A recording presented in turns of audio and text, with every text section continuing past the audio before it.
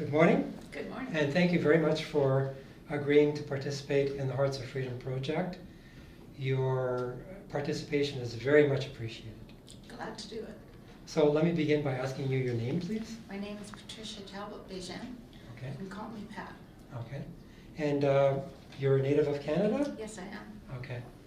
And where did you go to school? I grew up in the East End of Vancouver. I went to Our Lady of Sorrows for elementary school and then Notre Dame High School. Okay, great. And when did you get involved in, or the question I should ask you is, when did you become a flight attendant? I became a flight attendant in 1969. Okay. After going to Montreal Expo in 1967. I thought this is great, came home, applied, got accepted, and went to Montreal for training and began flying out of Vancouver. And how old were you at that time? I was 23. Okay. So a few years ago. young lady. Yeah, very young. So it is my understanding that at some point you, along with other flight attendants, were involved in assisting refugees from Vietnam, possibly Cambodia and Laos, who were leaving their countries 40 years ago to come and establish themselves in Canada.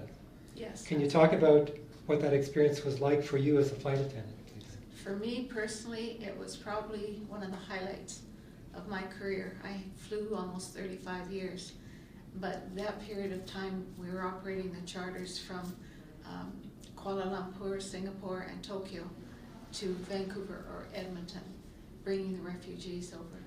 But we just got caught up in the whole project, and it was such a rewarding experience for each and every one of us.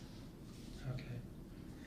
And during that period, were you essentially involved with assisting the flight of the refugees on a daily basis or on a weekly basis? No, there was various schedules.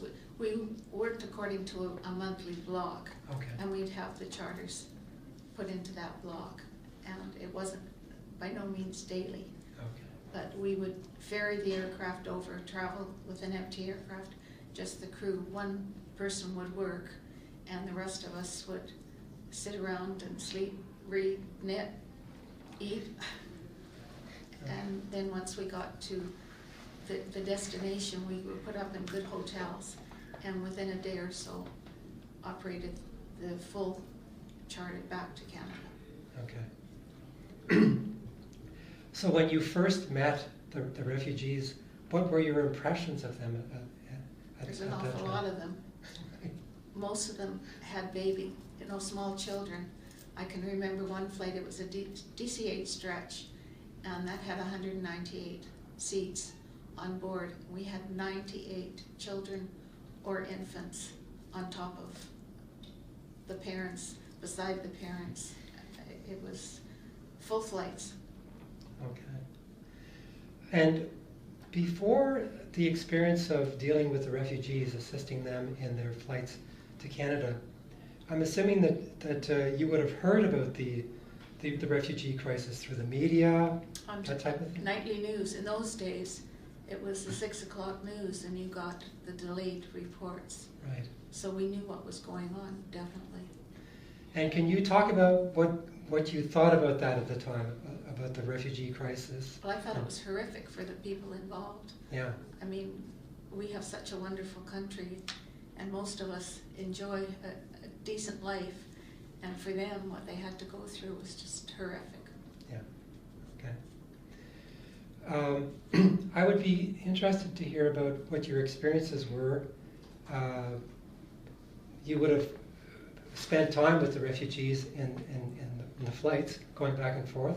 Can you talk about what that experience was like? Well, we would be on board the aircraft and getting the flight ready to leave, and the buses would pull up whatever station we were at, and the refugees would spill out from there, and they had hand luggage. There was no checked luggage. The young fellows usually had the big boom boxes in those days, and they might have a little carry-on bag. Many of them just wore thongs they certainly didn't have winter clothing.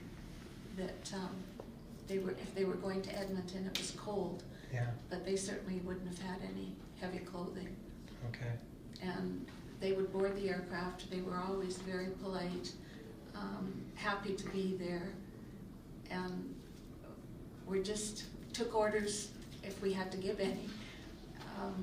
We saw them to their seats, and then we took off.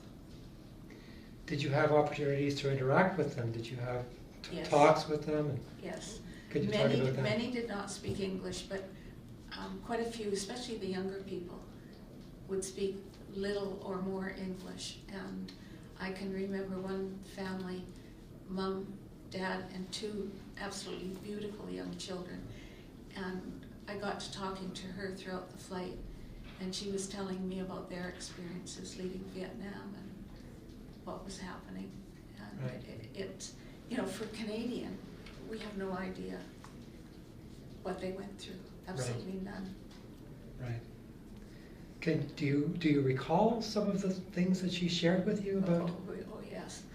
I've got pictures with her beautiful young daughters, and she was telling me that her family was in Vietnam, and the parents were quite well-to-do, and they bought them. I think in those days it was about $5,000 for them to get out of Vietnam, and they boarded the boats that would take them, and it was probably Kuala Lumpur, but I'm not certain on that. Right. And would take the boats, and she had two little tykes, and the pirates boarded their boat. And she hid the children as best she could, and it was at night, of course, and they were coming to raid them for the money they had, any jewelry, etc. I gather her family was in the jewelry business, and her mother had given them necklaces of white gold. And they had them on, of course, and the pirates, not knowing white gold from regular gold, left her with those. Oh. And you know, you might think that's a small thing, but if you're coming to a country with no money, at least that gives you a little bit to start with. Right. And she was telling me what it was like to work in the camp, or to be in the camps. Some of the camps, I remember, allowed working, whereas others did not. So it depended on where they came from, how much they had in terms of the carry-on luggage, how big their boombox was. But for us Canadians, it was a remarkable experience. Right. So let me ask you a little bit about how a regular flight would have worked. I'm assuming that you would have worked with other flight attendants. We had a crew at the time. Yeah. Okay. And did you all share the same responsibilities? No, we had one in charge. Okay. And then the rest of us were assigned positions. Okay. Emergency positions and then work positions. And we would have served them probably, I think we had bar, I can't remember that part, but we would have served them a meal and coffee and tea and whatever. And then before arriving in Canada, we had another service to do as well. And we give them drinks and things during the flight. Whatever we had, we gave. Okay. So we landed with nothing left. Right. Okay. And were most of the flights during the colder climate, or? I remember Edmonton, Okay. how cold it was, because like I say, many of them had only thongs on it, Yeah. and they're going into cold weather. It wasn't deep winter, so probably around late fall. Right. Should I assume that you and the other flight attendants at some point, I don't know if you wanted to give back to the refugees, or you felt that you wanted to share things with them? I remember the crew that I worked with. There were several crews, of course. The one I worked with, they were just lovely people and very giving people, and we would just do as much as we could for them. When you had so many little ones, like the parents would be sitting there for, I forget how long the flight was, but with the baby on their lap, well, we would try and find little areas under the seats or whatever, and whatever pillows and blankets we could, we'd give to them. And I don't know who started it, but we started at home collecting clothing. Oh. And we would bring it to the airport, and we'd have big boxes, pack the stuff in there, and it would go into the belly of the aircraft when we were taking the aircraft over to whatever station. And then the day of the flight, maintenance would bring the boxes upstairs and we'd stuff them in the closet because there wasn't carry-on luggage the way we know it now. So we had room, and we'd go through our meal service, and after the meal service we'd shut the galley off and take out the clothing and make an announcement and hand out the clothing. And it would be anything from little knitted bonnets for the kids to sweaters to coats. Not too many shoes that I recall. And we tried to give one item to each person as far as the supply would go. And I remember one lady coming, she was older, and we didn't have much left for her age group. And I think I gave her a scarf or something, and she threw it back at me. She didn't want it, she wanted a coat or nothing.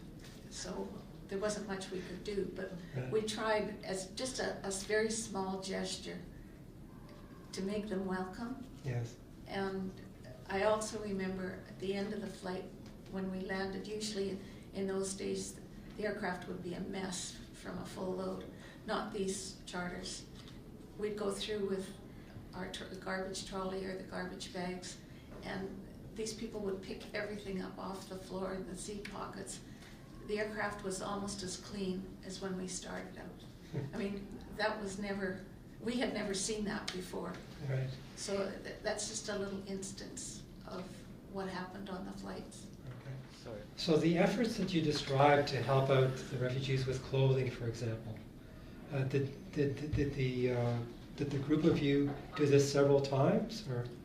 Once it started, we did it every flight. Okay.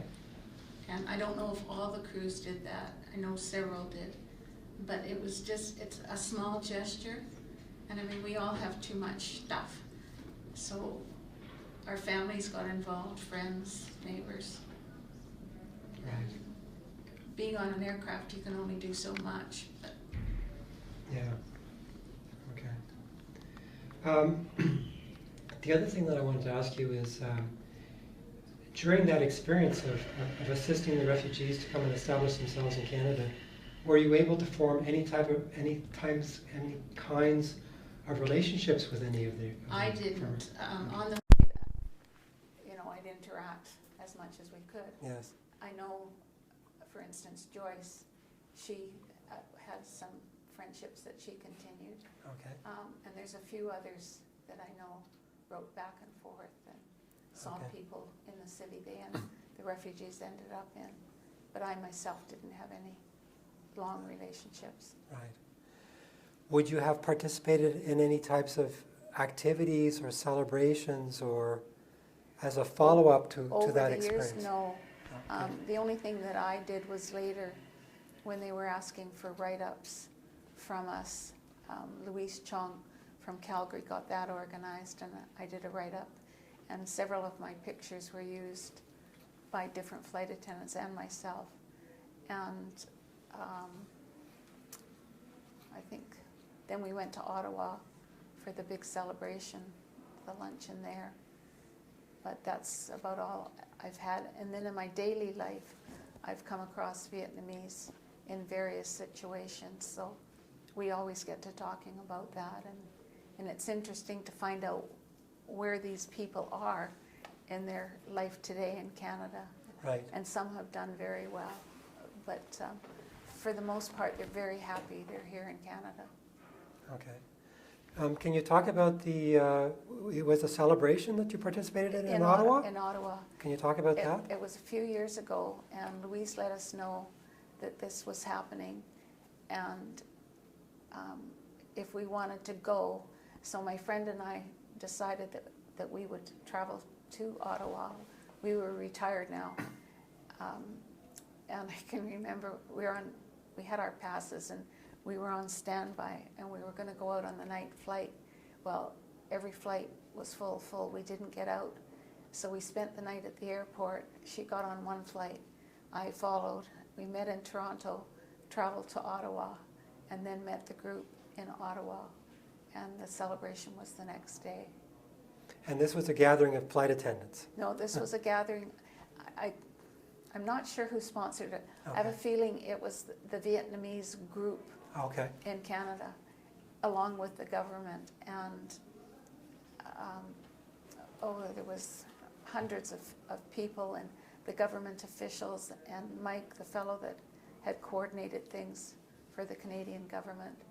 And there were speeches and a nice luncheon, and they had pictures, and we were like, how can I say this? We were like very special guests. They had a table set up for us and would come over and thank, different individuals would come over and thank us, and we chit-chat, and the government people came over. So it made us feel really happy to be involved again. But a lot of the people that were there had done quite well in Canada, and they had come from across Canada. And my understanding was there was going to be a museum set up in Ottawa. That was their next big project. Okay. So you mentioned earlier that that experience of assisting the refugees to come to Canada had an impact on you, in the sense that when you met other Vietnamese individuals, or it could have been Vietnamese, Cambodian, Laotians, that it was an opportunity, I guess, for you to compare notes, I'm assuming. Well, it would come up, I could tell they were Asian. Yes. And I'd say, where are you from? And, originally I came from Vietnam. And I'd say, did you come over as a refugee? And the conversation would go from there. Right. And it was very interesting to hear the stories, because everybody was different. And when they found out that I was a flight attendant that worked the refugee flights, well, then they were very interested. And Okay. we'd have nice conversations. Right. But they were always so grateful. Yeah, that was a main Always. theme. I mean, decades later, they're still so grateful. Right. And I'm sure they're happy to be Canadians.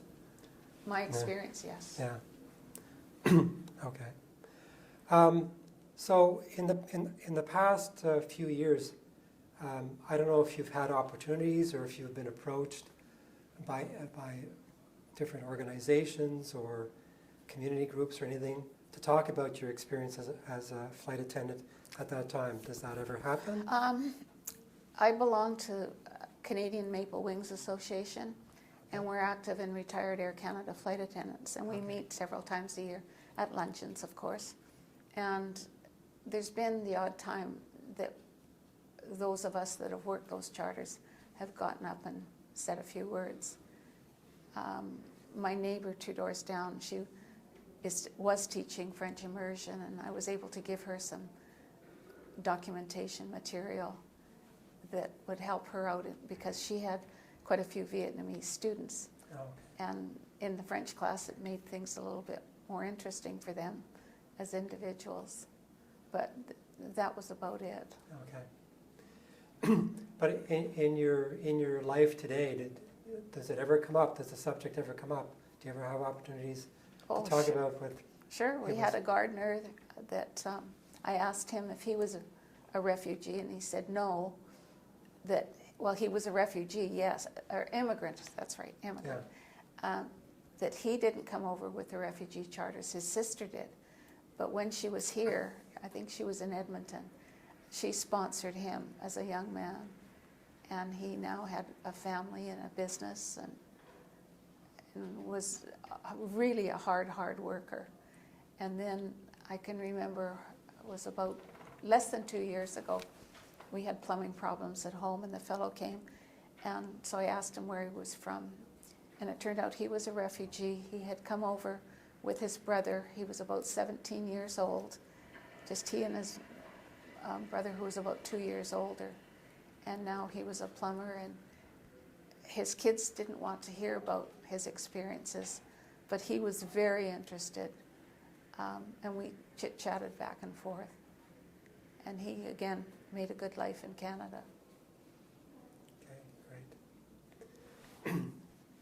So, as a kind of a final question, what I would like to ask you is one of the important purposes of this project is to teach the younger generations about that period in history, the importance of Canada opening up its arms to Vietnamese, Cambodian, and Laotian refugees, and provide them with an opportunity to establish themselves in Canada.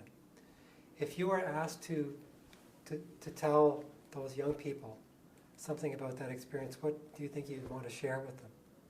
Well, I would say talk to your parents and learn your family history, because that's an important thing coming from a foreign country, doesn't matter where it's from, to this country. You're making a new life, and you have family history, and I think history is so important. And I know my family on my father's side, we go back, I think I'm 7th or 8th generation in Canada, but we've had people that have done the family history and the rest, and I find it very interesting to know where you come from, because it's part of who you are. And I think it's so important that the kids learn in school a little bit, and they should be learning more. For the Vietnamese particularly, that period in their history was just so troublesome, and they lost their country. But they have a new life here, and they can make so much of themselves. So you generously brought us an album of pictures. I'm sure you can share some stories with us, so please yeah, I have a lot of pictures of us on our layover, enjoying the wonderful 5-star hotels and shopping in the markets and the rest. And then we come to work, and we're in uniform, we've got our bags, and we had to take these pictures of the crew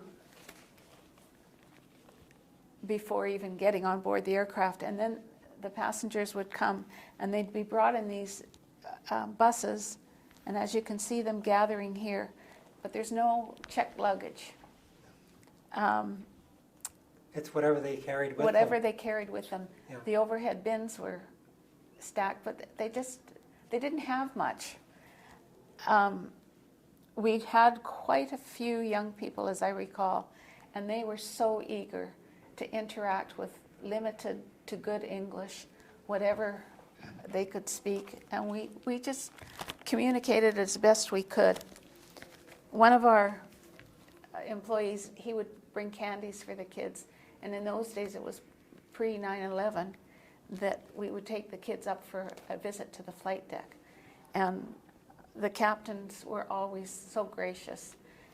And Jack, our maintenance man, he would bring candies for the kids. So of course they all know candy. Didn't matter, Halloween, it was Halloween kisses.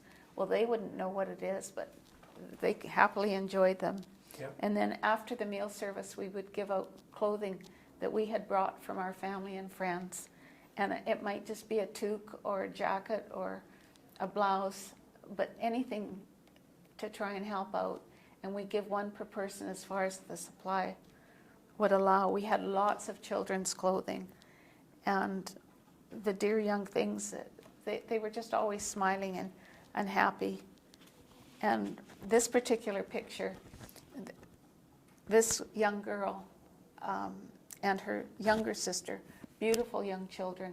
The mother could speak English very well, and she would tell me about what happened in the camps and their trip across. I can't remember which refugee camp they went to, but the pirates boarded their boat and would take whatever was of value.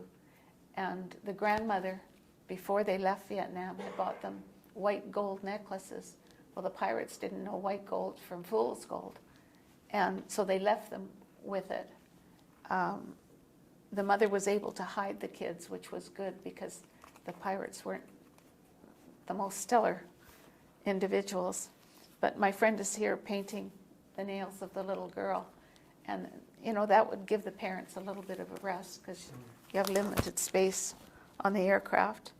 This young fellow, I remember, he could speak English extremely well, and he was so eager to help out wherever we could, you know, put him to use, we did. And he was always so good about it. And then And they all wanted their pictures taken. That was the other thing. And it was days before everybody had the little Instamatics, but they would pose for pictures and were happy to interact in any way they can. And then at the back here, I remember this was getting into Edmonton. And this was the young girl with her young sister, the grandmother, walking slowly. And I remember another flight to Edmonton, and there was an elderly man sitting at the back of the aircraft, and he could hardly walk, and thongs on. And we offered to help, and no way, we couldn't touch him. And he went seat by seat by seat up the aisle, and he was so proud when he got to the front, the big grin on his face. And you know, those are the little things that you remember. But for most of us that did those flights, it was probably a highlight of our career, and being able to help in this way. Yeah, great. Thank you very much. You're very welcome. Great interview. So we have more time, so I'd like to give you an opportunity to say more about what the experience was like with well, for the welcoming refugees. For the crew members, on a personal basis, we were used to flying internationally to London and Scotland and Germany, but we'd never gone to Asia. The Air Canada people, the Canadian, different story. But for the Air Canada people, we hadn't started going to the Orient yet. So this was a terrific personal opportunity in addition to the whole refugee experience. And we would stay in 5-star hotels, and we'd go out to the markets and the museums and whatever attraction was in that particular city.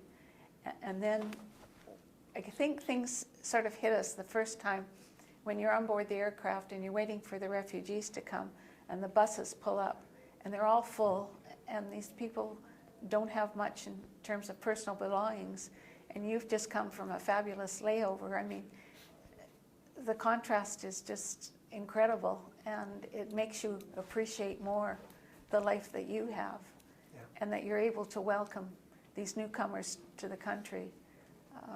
It was just a really great experience. Right. Okay. And could you say, if you could talk a little bit about the challenges that you met, because I know we talked about it briefly, of communicating with the refugees while they were in the airplanes flying to Canada. Because sometimes you had to use sign language, and you used everything you could. Your imagination. A smile goes a long way. Yeah. And it was reciprocal, both giving and receiving. Right. But we didn't seem to have problems, and we just seemed to handle whatever came up.